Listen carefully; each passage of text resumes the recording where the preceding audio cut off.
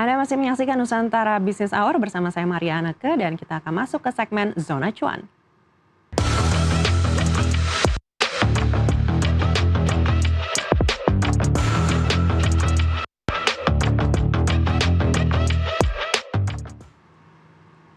Penyaluran kredit perbankan ke segmen UMKM tercatat melemah per Februari 2026. Nilainya mencapai Rp1.484,9 triliun, turun 0,6% secara tahunan. Penurunan ini membuat capaian kredit UMKM semakin menjauh dari target pertumbuhan yang dipatok di kisaran 7 hingga 9%. Di sisi lain, rasio kredit bermasalah atau NPL UMKM juga meningkat mencapai 4,68%, menandakan risiko di sektor ini semakin naik.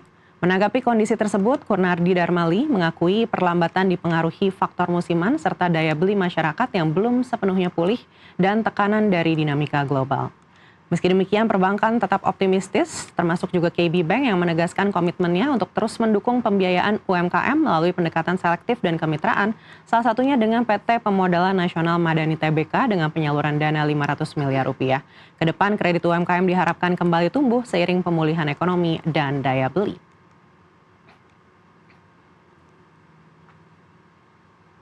Di tengah perlambatan penyaluran kredit, tekanan daya beli hingga meningkatnya risiko kredit UMKM, seberapa kuat sebenarnya daya tahan sektor ini dan bagaimana perbankan melihat peluang sekaligus tantangannya ke depan? Untuk membahasnya sudah bersama kami Widodo Suryadi, Wholesale Banking Director KB Bank.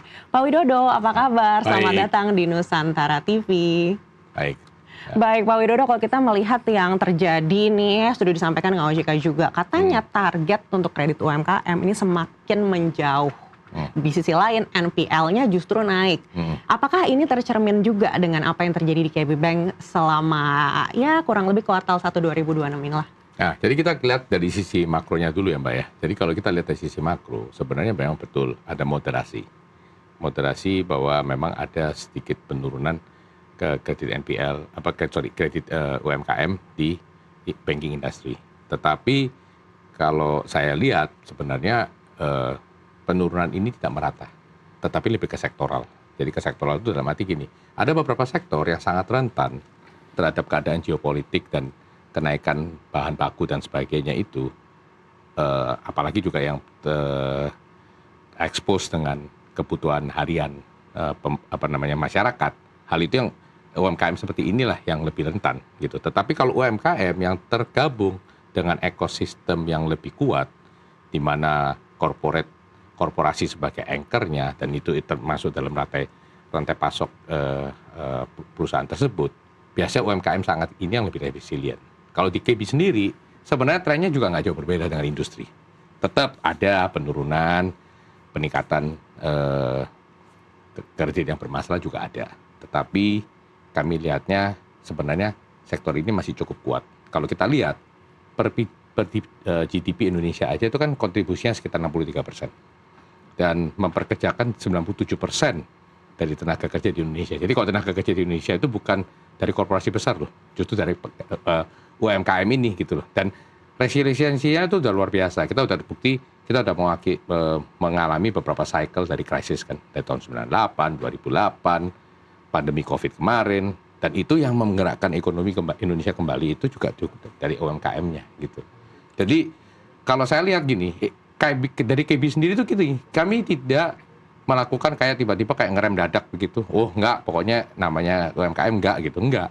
Tetapi kami lebih terarah gitu loh, lebih selektif. Jadi kami juga cek umpamanya mana sih sektor-sektor yang masih menjadi pemenang. Karena di tiap kali krisis pasti ada sektor pemenang kok. Nggak semua sektor kena gitu loh. Nah itu yang kami lakukan. Tadi Bapak sampaikan terbagi jadi dua nih UMKM. Ya. Ada sektor-sektor yang katanya mulai terdampak mungkin karena konflik geopolitik juga. Mungkin boleh disampaikan subsektornya tuh apa aja sih Pak yang terdampak sekali gitu, dan subsektor apa yang mungkin sejauh ini baik-baik saja?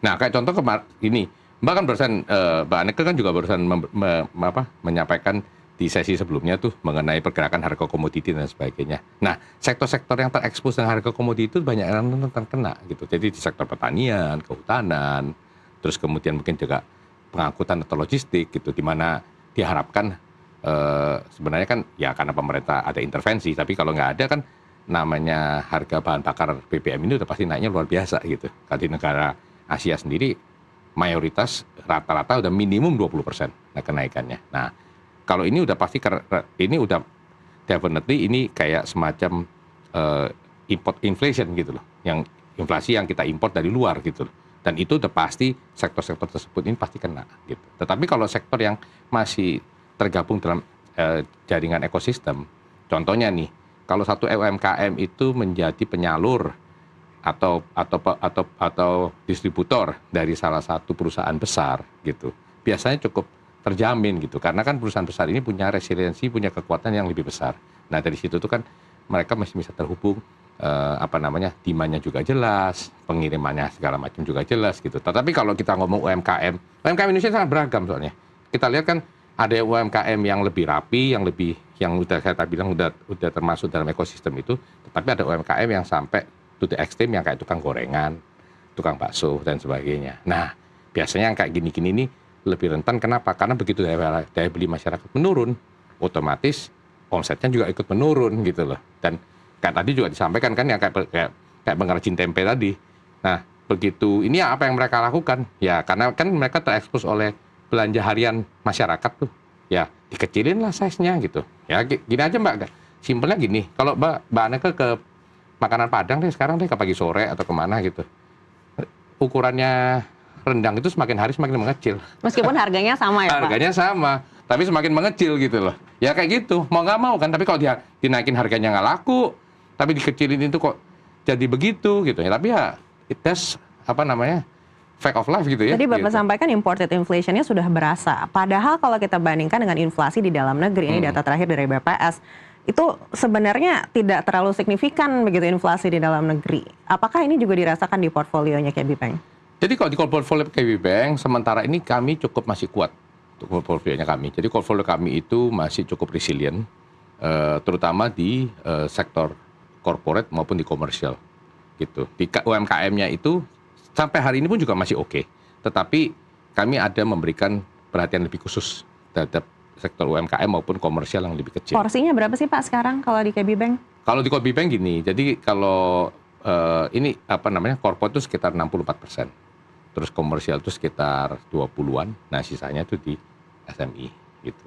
Ya, memang kami ini memang termasuk latecomer lah ke SME ini, karena memang dari awalnya kami memang lebih heavy di corporate. Tetapi kalau saya pribadi, saya lihatnya justru saat ini kita nggak boleh ngerem. Tetapi kita tetap harus memberikan pinjaman, tetapi dengan yang lebih selektif. Tapi demand-nya gimana? Demand-nya gini, demand tetap ada. Demand tetap ada, tetapi ya gitu, kita mesti lihat sektornya. Kalau di beberapa sektor khusus, nggak ada penurunan gitu loh. Tetapi kalau di sektor-sektor lain yang terutama dengan berhubungan dengan belanja harian, itu jelas. Itu sangat tertekan gitu. Nah, kalau kita ngomong kayak ke contoh nih UMKM yang berhubungan dengan farma gitu, yang kayak kita ngomong nggak usah jauh-jauh deh, yang dekat dengan rumah kita sendiri, apotek gitu. Saya rasa sampai hari ini apotek masih bagus tuh, masih rame. Orang masih banyak buka franchise apotek baru gitu. Berarti kan bisnisnya bagus tuh sebenarnya gitu. Nah, kayak contoh kayak seperti kayak gitu. Nah, hal kayak gini nih yang kita masih lihat gitu. Jadi kita nggak bisa generalisasi karena UMKM itu very diverse. Spektrumnya tuh luar sekali. Tadi saya ingat Bapak sempat sebut kita tuh sudah melewati krisis berkali-kali. Mungkin yang paling dekat itu adalah yang ketika pandemi COVID kemarin gitu ya. Di mana waktu itu akhirnya ada kebijakan terkait dengan restrukturisasi dari OJK begitu. Tapi menurut Bapak sekarang perlu nggak sih restrukturisasi itu lagi? Karena beberapa orang mengatakan katanya ini sekarang kondisinya udah lebih parah dari COVID. Iya, itu nggak bisa dipungkirin dan saya rasa sih itu sesuatu hal yang nggak perlu ditutup-tutupin lagi ya. Karena masih banyak kadang-kadang pendekatannya masih memakai kata eufemisme segala macam. Saya biasa enggak lah, udahlah ini udah di depan mata kok gitu. Tetapi apakah perlu dibuat relaksasi seperti itu? Kayak per hari ini masih belum. Tetapi kita harus stay vigilant lah istilahnya gitu. Kita harus benar-benar pasang telinga, pasang mata, benar-benar kita liatin dicematin gitu. Tetapi yang kita alamin waktu di COVID kemarin, saya lihat industri bank itu lebih responsif dan tidak sereaktif waktu krisis 98. Kan saya juga ikut ngalamin 98. Saya ini produk terakhir pre-crisis gitu. Jadi jadi ketahuan umur ya. Nggak apa-apa Pak, artinya pengalamannya kan juga udah banyak. Dalam hal ini nih, saya lihat waktu di 98, kita tuh sampai masuk ke multidimensional crisis dan bertahun-tahun. Itu tuh sebenarnya karena semua orang kaget, kebiasaan udah dapat dapat subsidi, terus kemudian perekonomiannya stabil dan sebagainya, tiba-tiba langsung shock begitu, orang langsung reaktif, langsung ngerem. Kalau kita naik mobil, ibaratnya naik mobil, kita ngebut, begitu kita ngerem dadak, langsung ngepot tuh mobil gitu loh. Nah, itu juga yang terjadi di kita 98. Nah, waktu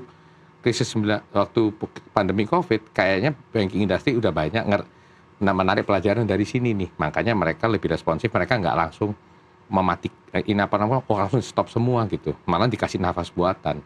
Nah, kalau seandainya perang Iran ini tidak bisa terselesaikan dalam mungkin katakan 1-2 bulan ke depan, saya rasa kerangka kebijakan perlu dibikin ya untuk hal ini gitu, untuk antisipasi. Karena kalau kita lihat dengan harga minyak yang sudah 100-an lebih begini, terus cadangan BBM kita di dalam negeri kayak seperti ini, ya it's just a matter of time ya gitu loh. Jadi ini nggak bisa, kita harus benar-benar lebih hati-hati lah dalam hal ini gitu. Termasuk untuk sektor banking begitu ya? Definitely. Baik, kita akan bahas terkait hal itu lebih dalam lagi usai jeda. Tetaplah bersama kami di Zona Cuan. Membantu.